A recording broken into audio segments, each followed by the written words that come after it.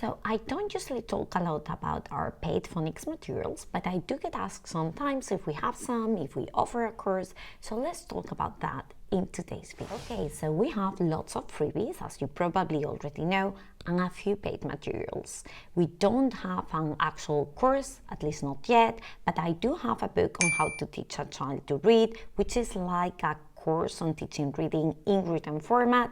I'll talk about it later on in more detail. As I said, we have a few paid materials, but not so many, only 3 to be honest. But this is something I'm actively working on at the moment. The only problem is lack of time. I have lots of ideas, but I'm going through an especially busy period of my life right now. Lots of changes going on for me. But anyway, coming back to today's topic, what phonics materials do we have apart from our freebies? Obviously, the materials we're going to see today are available at learningreadinghub.com/learning-reading-hub-products. Don't worry, I know it's a very long and complicated URL, so I'll leave you the link in the video description. And now let's take a look at them in my computer. These materials are available here where it says Discover Art Literacy Materials. Okay, first of all, we have our Consonant Blends Ultimate Practice List. So this material is ideal for children transitioning from reading simple CVC words, words that are formed by a consonant, a vowel, and a consonant, such as mat, cat, dog, to reading more complex words that contain consonant blends. So let's take a look inside. The material contains 30 pages of word lists, including both words with initial and with final consonant blends. You can use it as it is, but you can, of course, also use it to create your own teaching materials.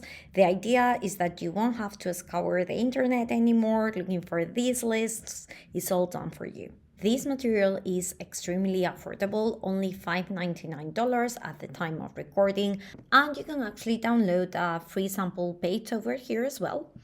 What else do we have? Okay, so we have our Phonics Mastery Word List. I normally like to be humble, and it's a very good thing to be humble in life, but in this case, I'm going to make an exception and say that I think this material is pretty amazing. It took me so long to create it, and there's just so much work behind it, and I'm really proud of it because I think it can be very helpful for so many people. Anyway, what is it? It's a huge compilation of 76 curated word lists that match our phonics sequence. By the way, that scope and sequence is available for free from our library of free resources. I'll leave you the link in the bio, and also here where it says download our phonics scope and sequence for free. Again, this material will save you lots and lots of hours of research and hard work looking on the internet for words that are appropriate for your child's reading level. Each list has been crafted to focus on a specific skill or a phonics pattern, but at the same time, each list also builds upon what is covered on the previous ones. So what does this mean? Well, what it means is that it really gives your child lots of opportunities for review and practice. So let's go to the material. Let's take a look. The Phonics Mastery Word List. Also, worth noting that there's a great index over here. So say you want to work on VC words or CVC words or words with digraphs or the floss rule or the magic key. Well, you just need to go to the index, click on what you want, and there you go. You have your list of words. I mean, this material is amazing for parents, but if you're an educator, this is probably a hidden gem, because doesn't it happen to you that you're looking for sample words for some phonics rule, and there are like a gazillion of words, but you just can't think of any? Besides, I have also included lots of comments and tips and tricks, so you won't be alone. You'll be guided every step of the way, and I think these comments and tips really add a lot of value to this material. Even if you don't know that much about English rules or phonics, even if you're a complete novice when it comes to teaching reading, they'll put you ahead of so many people. Most people, I'd say. So let's take a look at a couple of them so you understand what I mean. Okay, so I'm back on the index, and I know there was a rule here where it says soft C, hard C, so let's take a look. Soft and hard C rule. When C is followed by E, I, or Y, it usually makes its soft sound as in scent. When C is followed by any other letter, vowel, or consonant, it usually makes its hard k sound as in cake or clap. And then, of course, you have your soft C and hard C lists over here. Another one, soft G and hard G.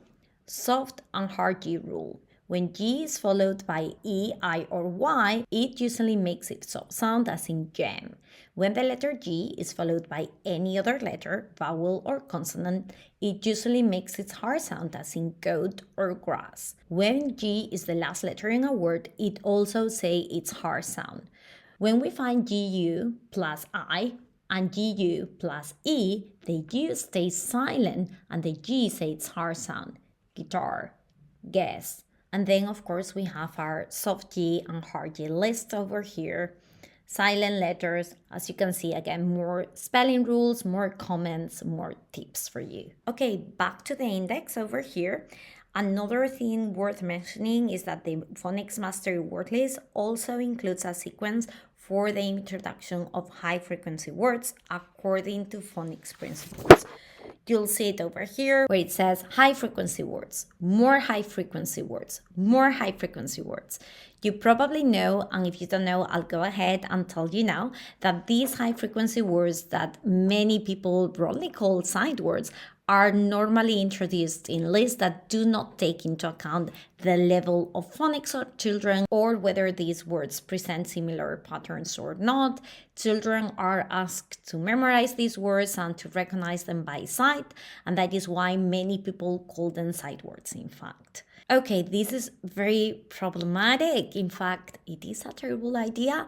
I won't explain why it is such a bad idea in this video because I have other videos in the channel where I cover this topic specifically, but I'll leave you links to them in the bio if interested. Anyway, this scope and sequence for high-frequency words, what it does is organizing high-frequency words based on the phonics skills we're working on at that moment, as you can see here or here.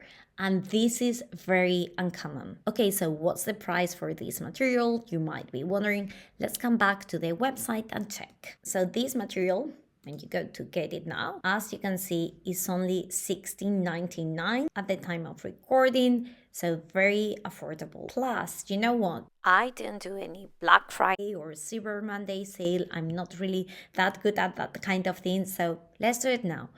For a few days, I'm going to leave a discount code in the video description, so if you're quick enough, you may be able to benefit from this discount. Okay, let's move on to the last material we have for the time being. Apart from the book, I'll talk about that later on as well, are high-frequency words, phonics, flashcards. What I call a breakthrough in sight word instruction. Again, my idea here was to align phonics and high frequency words, but in a different way. How? First of all, they are color-coded flashcards. Okay, so this is a sample of the phonics flashcards. First of all, they are color-coded. Black means normal. To read these words, your child only needs to use basic one letter to one sound correspondences. So A makes A, B makes B, C makes K, D makes D, and so on and so forth. This means that there's a phonics rule going on. However, there's no irregularity. For instance, the color green indicates two L's making just one sound, L, the V digraph, the K digraph, Ch digraph, N digraph, etc. Let's see if we find some orange over here. Yes, we do have some orange. Yeah. Okay, this means there's a slight irregularity going on. It's not the most common sound for that letter or for that group of letters, but it isn't a true exception either. For instance, when the letter S makes the Z sound. Then we have the red bits. That means there's a true irregularity and unexpected spelling, and this is what we have to memorize, what we have to learn. Apart from that, we have also included symbols to further help your students make sense of the rules. Let's watch a little fragment of another video in the channel where I explain in more detail all of this so you have a better understanding of what I mean. You may have noticed that these flashcards also have symbols. This is to help our beginner readers even further make sense of phonics rules in a very intuitive way. For instance, these underlined bits are found under letters that go together, such as digraph, vowel themes, both R syllables, etc. This symbol over here means that the letter E is affecting the way in which we have to read the letter A. We have to say its name, its long vowel sound, rather than its short sound. So we say take, make. This is basically the symbol for silent E syllable types. This symbol over here is quite intuitive. It means that we do not need to pronounce that letter because that letter is silent, as in take, make, when, white. Notice how we can have many symbols going on at the same time, like two underlined letters that go together in a digraph, a silent letter that we do not read, and a magic E or a silent E. The open door symbol means that it is an open syllable. Therefore, the vowel says its name instead of its short sound. We, me. The bumblebee indicates what I call the buzz effect. The letter S makes the Z sound instead of the S sound. This is actually not uncommon at all in English, and we even have phonics and orthographic rules for this. So that is why I thought that it was a good idea to give this effect a name and let it have its own symbol. This symbol over here indicates that there's a syllable break. You'll find it included in some multi-syllable words. Noticing where the break is help us remember the rules, especially when we also see the open door syllable that remind us that we need to say the long vowel sound. Open, not open. Myself, not myself. This arrow over here indicates what I call the W effect on the letter A. This W effect affects the letter A when it goes after the letter W. It usually makes the vowel say the short O sound, as in was or won't. By the way, you may have noticed there's a small number on the top left corner of its flashcard. What does that number mean, you may be wondering? Well, it's actually the position that the word holds in the DOLS ranking.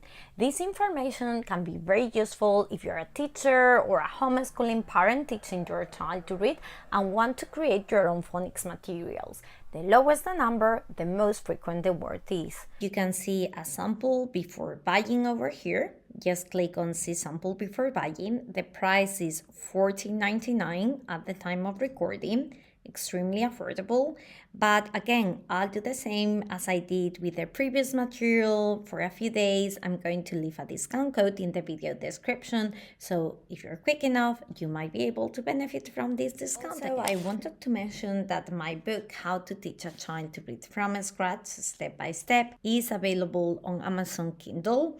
At the time of recording, the book is only 99 cents, so extremely affordable. The book shows you how to take a child from zero, from nada, to approximately second grade.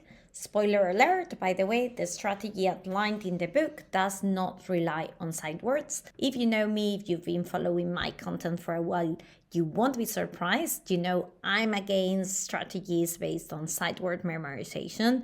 I'm usually a person of grace in life, but not with this. Why? Well, it's not only a preference of mine, it's because teaching strategies that are heavily based on sight words can be detrimental for many children. This turns many kids into struggling readers, and it's such a pity because there's an alternative. And the alternative is a good, solid phonics instruction. Anyway, enough about this for today. If interested in this topic, I have other videos in the channel where I talk about this, and I'll leave you the links to those other videos in the video description. And if you're looking for entire programs, for entire literacy curriculums, while I haven't created my own program, as I said, I do have recommendations. If interested, I have a page where I list them all, And again, I'll leave you the link to that page in the video description.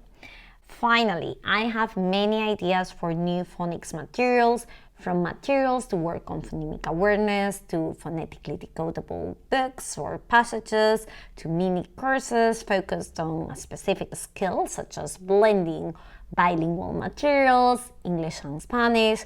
But let me know in the comments, what would you like me to do next? What are you interested in the most? What would be the most helpful for you? Thanks so much for watching. Remember, links to all of these things that we've seen in today's video will be in the video description and the discount code as well. Bye and see you in the next video.